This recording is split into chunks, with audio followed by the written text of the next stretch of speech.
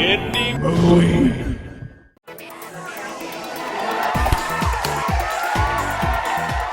As usual for Halloween, Hollywood got trick and no treat as audiences would rather dress up as their favorite movie characters than go seek out new ones on the big screen.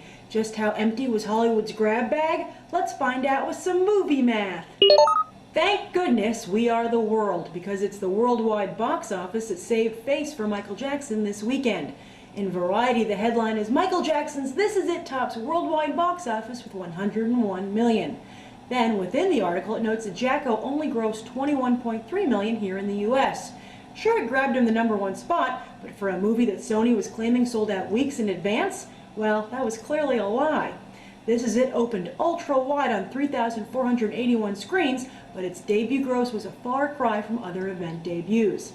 Even High School Musical 3, which opened at the same time last year, doubled this debut. What's most likely going on here is that audiences realize this is not it and that a DVD will be released very soon. And perhaps $5 a pop is a better going rate for mere curiosity. But for those of you who did go, you were definitely moved as shown by this week's one-sentence reviews. I decided not to ask you to rate This Is It on a 1 to 10 out of respect for it being about Michael Jackson's last days, but here are the top 5 one-sentence reviews, with #1 getting a free pair of AMC movie tickets.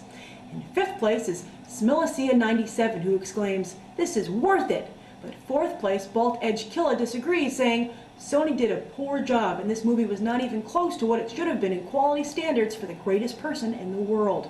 However, most of you were pleased, with Cowboy Bill 63 noting, "This was his finest hour. Unfortunately, it was his last hour." And runner-up Kathy of T.O. adds, "This Is It is a spectacular movie-going experience that attacks all the senses, and no matter what you feel about the man, you will come away with absolute appreciation of the artist that was Michael Jackson." And the winner of the free movie tickets is Flacco Fan 05, who admits, "When I was little, I thought MJ was a terrible person, and every punchline of a joke was Michael this and Michael that. This movie will make you ashamed of those jokes." For those of you who did want to see a scary movie for Halloween, you jumped on the Paranormal Activity bandwagon. And that's a gilded wagon, as Paranormal Activity is now up to 84.7 million. This has got to suck for Universal Studios' The Fourth Kind, which opens next weekend, sporting the same "this really happened" look of home video. Are you horror movied out, or is there always room for one more?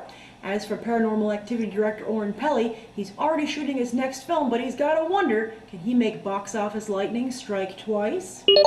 And taking the bronze instead of wearing it, 300's Gerard Butler fought his way up a slot from 4th to 3rd place this weekend.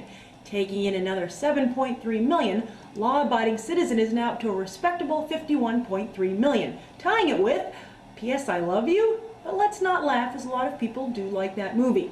With a flurry of films in just 4 months, The Ugly Truth, Gamer, and Law Abiding Citizen, Butler hopes he left a good taste in your mouth, as he won't be back on the big screen until March 2010 with The Bounty Hunter. And he's got to be nervous, as in that movie he's paired with Jennifer Aniston, the human litmus test of bankable leading men. Will Butler prove to be in league with Owen Wilson, Vince Vaughn, and Ben Stiller, or on the bench with Clive Owen, Kevin Costner, and Mark Wahlberg? Elsewhere in the box office, Couples Retreat rose above all the horror movies, duking it out for your Halloween dollars. Despite being in theaters for a whole month already, Vince Vaughn's relationship comedy held steady with another 6 million, bringing its total up to 86 million. Yes, this island treat is taking a leisurely stroll to the century mark, but hey, as long as it gets there. As for those horror movies, they seem to cannibalize each other as they floundered in the bottom half of the top 10. Saw 6 fell 60% in only its second weekend, coming in at number 5 during a holiday it dominated for 5 years straight. The Stepfather held respectably at 3.4 million, falling 45% to give it a total of 24.7 million. Not bad for a movie with no big stars. The same can't be said for John C. Reilly's Cirque du Freak, which has a budget twice the size of The Stepfather, but less than half the gross. And while Zombieland might be outside the top 10, it ain't dead yet, as it sports just a 38% drop and a total haul of 71 million.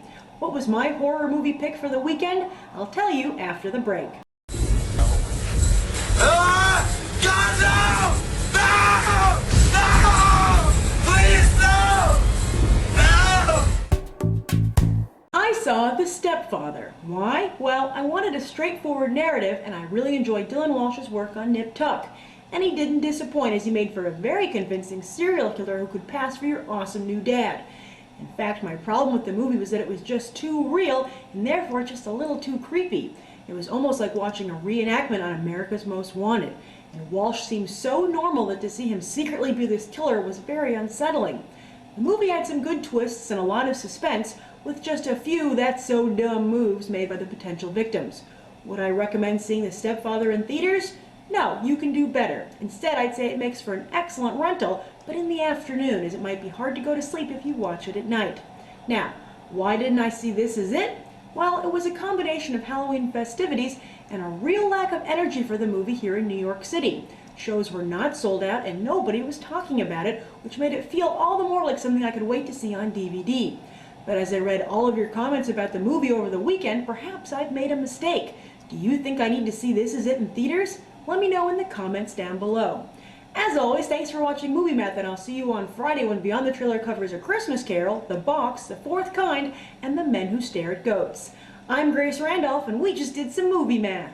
Subscribe, comment, rate it.